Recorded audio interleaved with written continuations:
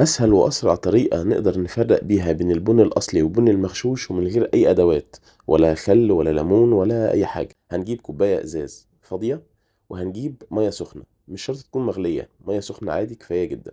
وبعد كده هنجيب معلقة من البن اللي عايزين نكشف عليه وهنحطها على المية. لو حصل المنظر اللي قدامنا ده وحبيبات البن نزلت بسرعة كده لقعر الكوباية، فده بن مغشوش مش أصلي. وهنجربها مع نوع تاني برضو مختلف تماما ومن شركة تانية، وهنشوف هل هيحصل نفس المشكلة ولا لأ. المعلقة بتاعتنا على المية السخنة، وبرضو زي ما انتم شايفين البن بينزل بسرعة جدا على شكل كتل في قعر الكوباية. دي برضو يا جماعة قهوة مغشوشة. طيب القهوة بقى اللي مش مغشوشة هتبقى عاملة ازاي؟ برضو هنجيب الكوباية بتاعتنا والمية السخنة بتاعتنا وهنضيف معلقة من البن. ده بقى البن المظبوط، القهوة الأصلي. بص بقى شوفوا البن بينزل للمية ببطء شديد ازاي، وبينزل على شكل ذرات كده وحبيبات رفيعة، مش بينزل كتل زي النوعين اللي فاتوا.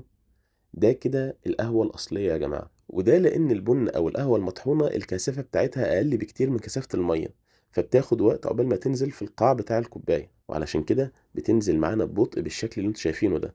وده المنظر بعد دقيقة كاملة. شايفين نسبة البن اللي نزل في قاع الكوباية لنسبة البن اللي طافي فوق سطح المية قد إيه؟ وعلى فكرة كل الفيديو ده أنا عامله من غير أي تسريع أو تبطيء أو أي حاجة. وبكده يا جماعة يبقى معانا طريقة سهلة جدا وسريعة عشان نعرف بيها البن الأصلي من المغشوش. بس الله أعلم بقى بعد كده خبراء الغش هيتحفونا بطرق عاملة ازاي. ربنا يستر.